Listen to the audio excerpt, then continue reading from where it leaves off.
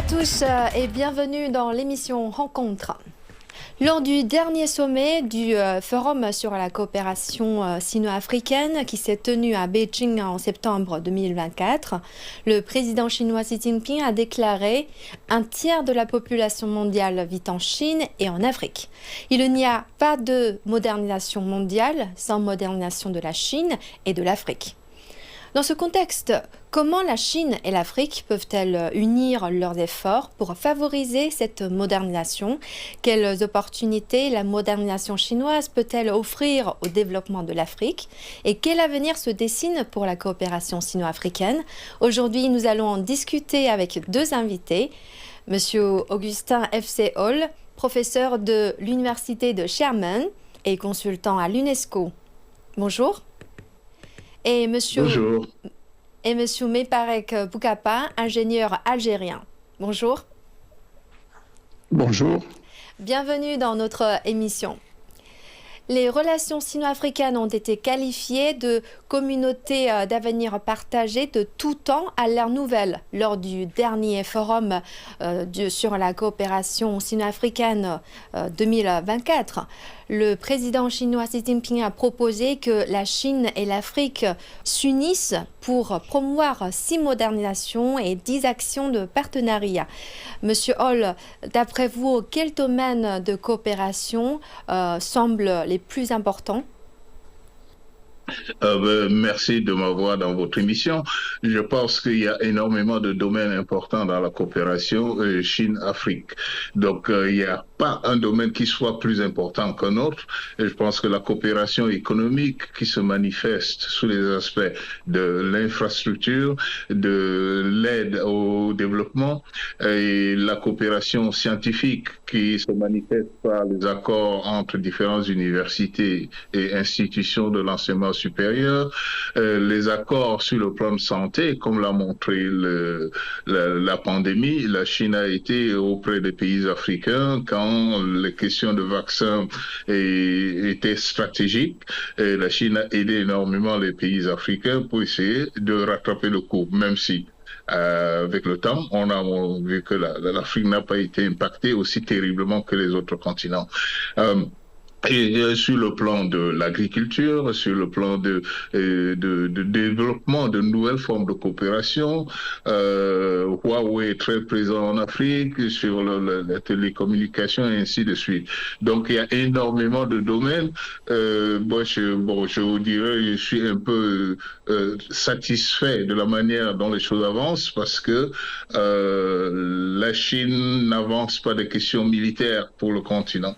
Nous souhaitons que notre continent soit totalement démilitarisé et j'approuve franchement la manière dont les Chinois abordent la coopération avec les pays africains. Depuis 35 ans, c'est en Afrique que le ministre chinois des Affaires étrangères effectue sa première visite de l'année à l'étranger. Cela reflète l'importance des relations sino-africaines. Les pays visités cette année sont la Namibie, la République du Congo, le Tchad et le Nigeria. Monsieur Boukapa, comment évaluez-vous l'importance de cette tournée ? Merci pour la question. D'abord, je commence par souhaiter une excellente année 2025 aux relations sino-africaines. Je l'espère bien. Bon, maintenant, en ce qui concerne les 35 ans de suite que le ministre des Affaires étrangères chinois commence sa première visite en Chine, quand on y pense, c'est un message très très fort. C'est le moins qu'on puisse dire. Est-ce que cela est dû à l'ordre alphabétique, c'est-à-dire que l'Afrique commence par un A, mais l'Asie aussi et l'Amérique également. Mais là, je pense que c'est beaucoup plus important que l'ordre alphabétique. En fait, la Chine a une très bonne mémoire. Et la Chine se rappelle que dans les années 1970, l'Algérie, avec d'autres pays africains, avait mené une bataille diplomatique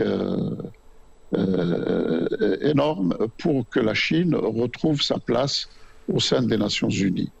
Donc la Chine n'a pas oublié le rôle de l'Afrique dans ces positions-là. Et du coup, les Africains aussi n'ont pas oublié que la Chine les a aidés pour obtenir leur indépendance dans les années 60. Donc, ces deux éléments-là, en fait, de mémoire, constituent le socle compréhensible de la coopération sino-africaine. Donc, il y a véritablement un socle à la fois humain, politique et aussi d'intérêt. Il ne faut pas oublier que c'est la Chine qui a aidé les pays africains au lendemain de leurs indépendances. Je me souviens qu'en Algérie, en 1962, quand nous avons obtenu notre indépendance, d'abord, bien avant ça, la Chine avait reconnu la République démocratique algérienne en 1958, c'est-à-dire avant même que nous ayons accédé à l'indépendance. Imaginez l'importance de ce geste diplomatique. Ensuite, en 1962, à l'indépendance, après 130 ans de colonisation, l'Algérie était exsangue, complètement exsangue. Il n'y avait pratiquement rien, il n'y avait aucun encadrement, il n'y avait pas de médecins. Et dans mon village natal, je me souviens que c'était des médecins chinois qu'on avait vus pour la première fois et qui ont soigné les populations et pendant plus d'une dizaine d'années, jusqu'à ce qu'aujourd'hui, nous avons dans ce même village issus de ce même village, plus de 1500 médecins. Donc, la Chine a une bonne mémoire, l'Afrique aussi a une bonne mémoire. En plus de ce socle affectif et très important, il y a bien entendu les intérêts communs, les intérêts partagés, notamment, il ne faut pas oublier que l'Afrique est le pays et le continent le moins avancé dans le monde et qui a le plus besoin d'investissement, qui a le plus besoin d'aide, tout en étant l'un des le plus riches aussi, le plus riche continent sur Terre, par sa jeunesse, par ses potentialités économiques, minières, énergétiques, tout confondu. Donc, ce sont tous ces éléments-là qui ont fait que 35 ans de suite, le ministre des Affaires étrangères chinois commence sa tournée annuelle par l'Afrique. En 2025, le Forum sur la coopération sino-africaine, ou le FOCAC, fêtera son 25e anniversaire. Monsieur Hall, d'après vous, quel rôle joue le FOCAC dans la coopération internationale et dans la promotion du développement des relations entre la Chine et l'Afrique ? Le FOCAC joue un rôle de coordinateur de toutes les activités chinoises du secteur public et du secteur privé dans les relations Chine-Afrique. Et la périodicité de ces réunions permet de faire des bilans progressifs, de corriger les directions et d'ouvrir des nouveaux chantiers. Donc c'est véritablement le cerveau, si vous voulez, de la coopération Chine-Afrique. Et parce que le FOCAC propose des programmes dans la longue durée et maintenant combine le secteur public et le secteur privé chinois dans ses interventions sur le continent. Donc cette primature politique est absolument fondamentale pour que tous les autres axes de coopération puissent être en mouvement. Donc et bien sûr, il y a d'autres sous-entités qui sont plus ou moins directement impliquées dans la coopération avec l'Afrique, mais qui rentrent dans la planification, si l'on peut dire, de ces opérations. Et surtout dans le contexte actuel, c'est absolument crucial, comme on dit, le Sud global a vraiment besoin de cette très forte coopération avec la Chine et les pays du BRICS pour sortir de la mainmise historique de certains pays qui ont pris certaines mauvaises habitudes. Donc le FOCAC fait le bilan tous les 2 ans en Afrique et en Chine de l'état d'avancement de la coopération Chine-Afrique dans tous les domaines et suggère des orientations pour le futur. Et donc, c'est vraiment... Ça n'a rien à voir avec les conférences Afrique-Turquie, Afrique-Chine, Afrique France-Afrique et des trucs comme ça, qui sont plutôt des formes d'exposition de la domination politique de l'Occident, alors que le FOCAC, c'est vraiment un organisme de coopération qui permet de travailler avec des États théoriquement égaux. Théoriquement égaux en droit et en diplomatie, mais vous savez, quand on a un tel différentiel de pouvoir économique,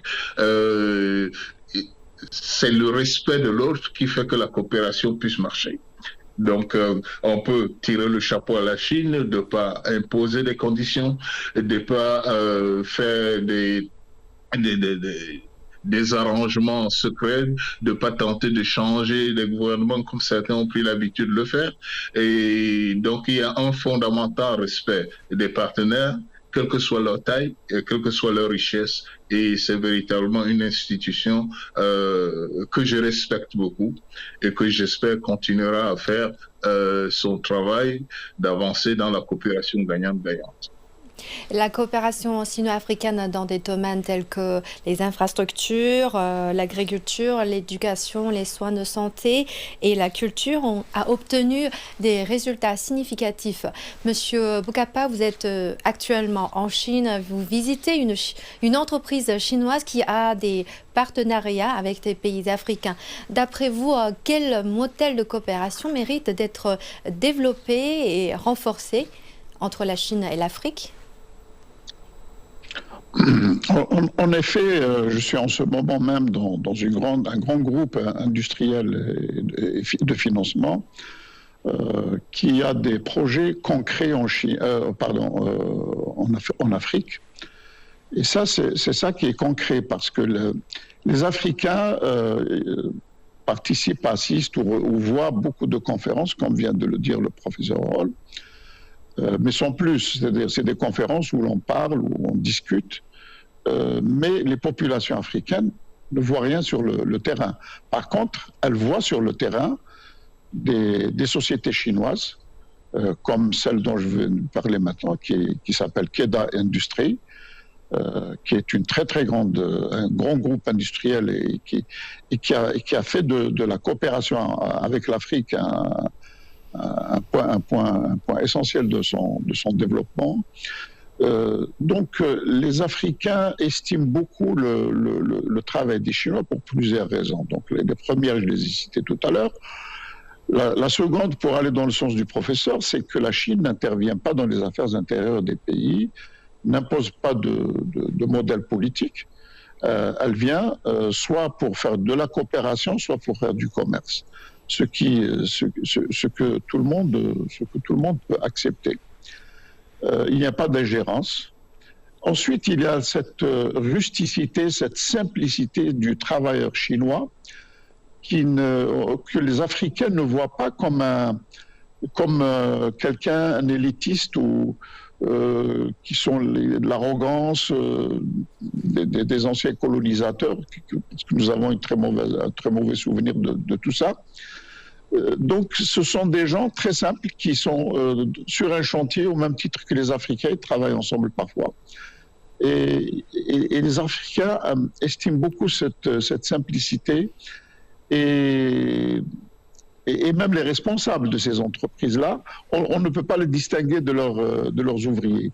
Donc, cet aspect-là de la simplicité qui est très très cher aux Africains va dans le sens donc de l'estime des peuples africains à la Chine, après ce que j'ai dit tout à fait au début. Bon, maintenant, on voit en Chine des entreprises qui, surtout dans certaines industries, comme le photovoltaïque par exemple. Aujourd'hui, les énergies renouvelables, la Chine est pratiquement en position de monopole mondial sur les panneaux solaires. Et donc, tous ces équipements-là, d'excellente qualité maintenant, intéressent les Africains, et parce que les Africains aujourd'hui ont besoin de développement. Et pour se développer, on a besoin de deux choses essentielles. C'est l'énergie et la santé. Or, la Chine s'est impliquée dans ces deux-là. C'est impliquée dans l'énergie et dans la santé.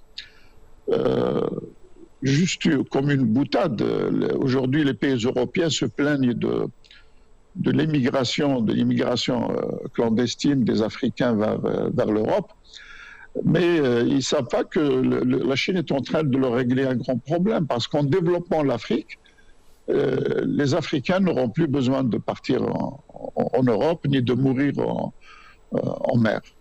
Donc c'est une symbiose absolument extraordinaire que la Chine et l'Afrique sont en train de réaliser ensemble. Et ce qu'a dit le président Xi Jinping est tout à fait juste. Donc nous avons une communauté de destin qui unit donc ces pays-là, donc la Chine et l'Afrique, parce que les deux ont souffert à leur manière de l'occupation occidentale. La Chine a connu les guerres de l'opium, elle a connu les concessions, et les Africains ont connu la colonisation, ont connu l'esclavage. Ce sont des choses qu'on ne peut pas oublier facilement. Donc, aujourd'hui, en plus, la Chine démontre ses capacités technologiques. Ce n'est pas seulement une question de sentiment. Elle démontre aujourd'hui qu'elle est numéro 1 mondial dans les infrastructures. Personne au monde aujourd'hui ne peut réaliser en même temps autant de projets et sur plusieurs continents. La raison est simple, c'est que d'abord, la Chine a opté pour une politique extrêmement sage. À partir de 1950 jusqu'à 1980, elle s'est impliquée dans la formation des hommes, dans la formation professionnelle. La Chine a formé des dizaines de millions, des centaines de millions de professionnels de haut niveau dans le bâtiment, dans l'électricité, dans le chemin de fer. Et à partir de 1980, donc, elle s'est retrouvée avec ces millions de professionnels très compétents qu'elle a pu mettre sur le marché mondial des réalisations économiques et industrielles. Aujourd'hui, la technologie chinoise est parmi les plus élevées au monde.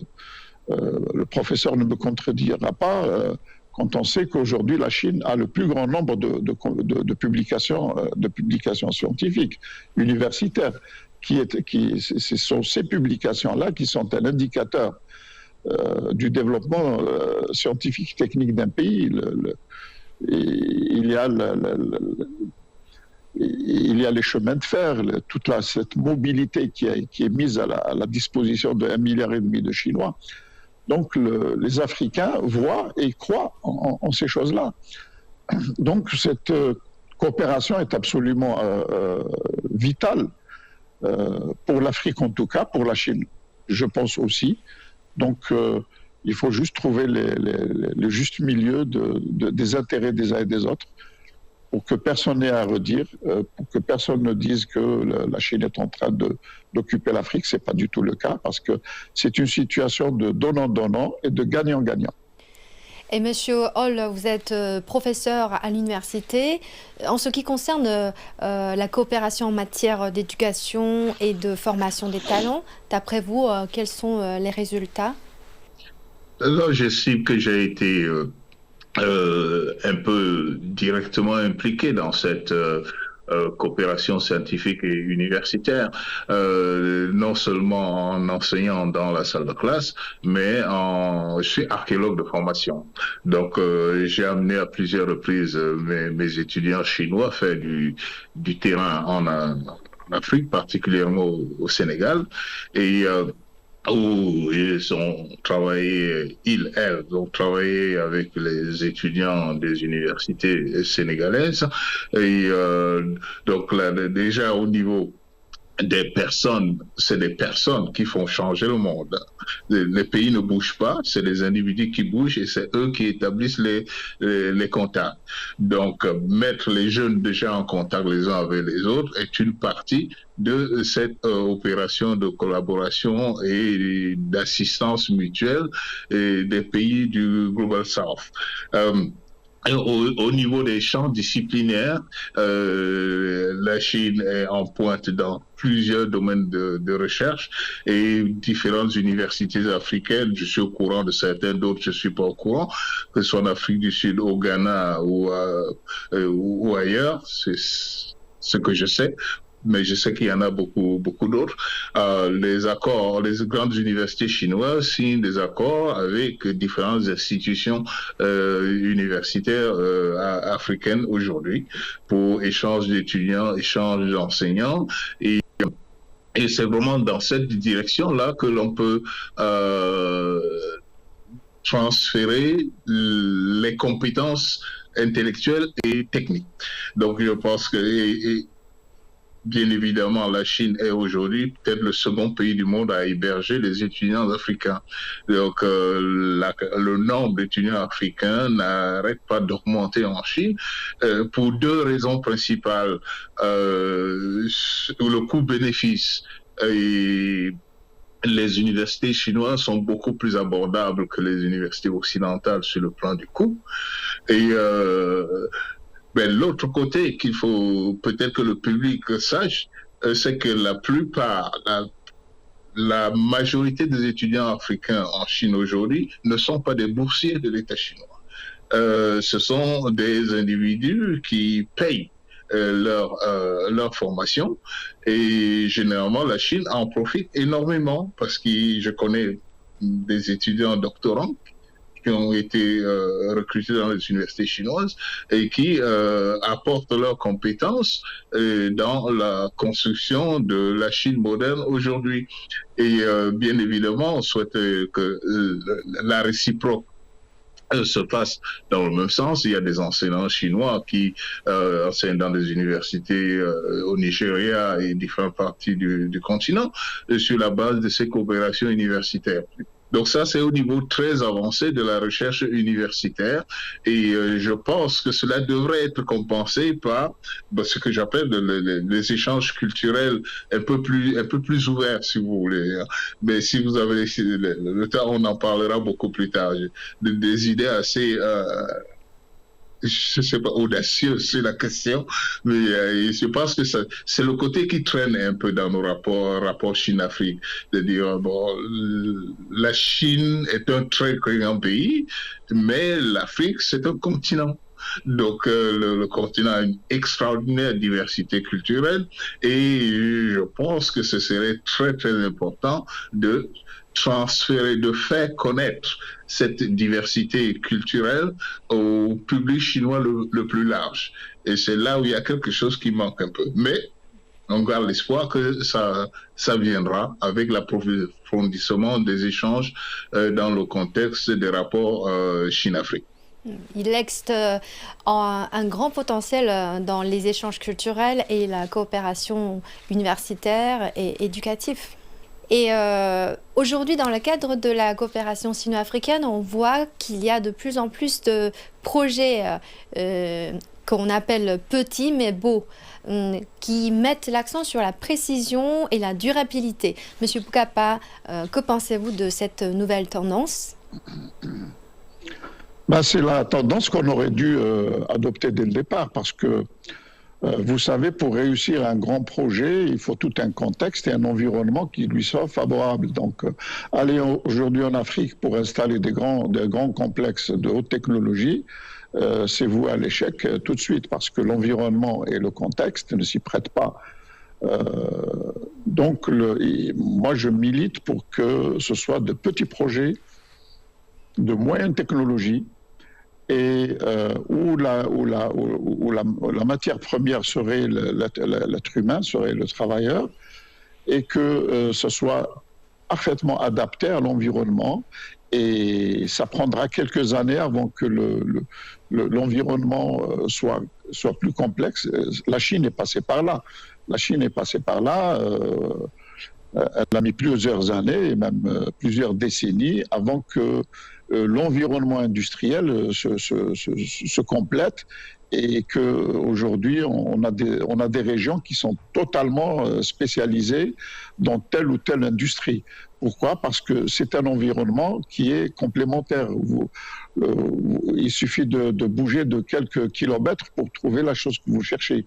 Donc si vous installez aujourd'hui des grands complexes extrêmement coûteux en Afrique, le résultat, ça nécessite un management très spécifique et un environnement où beaucoup de choses manquent, c'est-à-dire qu'à chaque fois, il faut faire appel soit à l'Europe, soit à l'Amérique, soit à la Chine pour faire fonctionner les machines. Et donc, ce que vous avez dit, petit et beau, c'est vraiment le terme qu'il fallait utiliser. On a vu dans certains pays où des usines de très haute technologie ont été installées, et le temps qu'elles se mettent en place, le temps qu'elles commencent à produire, la technologie a déjà changé et elles se trouvent en situation d'obsolescence. Donc, effectivement, ce concept de petit et beau est un très beau concept pour développer la petite et moyenne industrie en Afrique. Et dans le contexte d'une situation économique mondiale complexe et volatile, Monsieur Hall, d'après vous, quels sont les principaux défis auxquels est confrontée la coopération sino-africaine ? Le premier grand obstacle, c'est la désinformation. Et il y a toutes ces fabrications qui veulent transformer les rapports Chine-Afrique en rapports de nouvelle colonisation du continent. Et ça se manifeste sous différentes formes. La fameuse expression anglaise debt trap, comme quoi la Chine s'arrange à surendetter les pays africains pour pouvoir ensuite les attraper dans un piège, si vous voulez. Et bien évidemment, toutes les études sérieuses montrent que les emprunts bancaires des pays africains sont à des taux d'intérêt relativement bas et que c'est les pays africains qui décident de demander des financements pour des projets en coopération. Et donc, rien n'est imposé aux pays en termes de... C'est pas l'équivalent de la Banque mondiale ou bien du Fonds monétaire international. Et donc, c'est la désinformation véritablement de masse de grands médias d'une certaine partie du monde qui tentent à faire croire qu'il y a une opération de néocolonisation de l'Afrique par la Chine. Ben, si on s'appuie un peu sur l'histoire, voyez-vous, il y a le premier contact entre la Chine et l'Afrique et le premier contact entre l'Europe et l'Afrique sont totalement différents. La Chine a été dans le système de l'océan Indien avec les navigations de l'amiral Zheng He, et le contact avec l'Afrique était basé sur la diplomatie, les échanges économiques, si vous voulez, mais jamais sur la prise de contrôle d'un territoire ou bien la colonisation de quelques pays africains, que ce soit autour de l'océan Indien. Et on peut aller jusque dans le présent.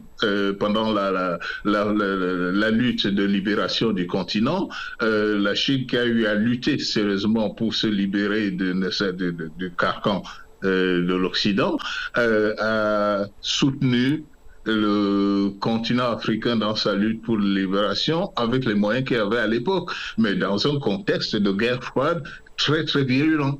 Donc on peut vraiment mettre en parallèle les manières de procéder dans la géopolitique des différentes parties du monde, de l'Occident et de la Chine. C'est pas du tout comparable.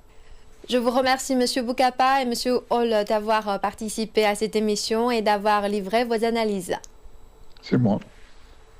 Nous vous remercions. Voilà, c'est la fin de cette émission Rencontre. Merci de nous avoir suivis. À la prochaine.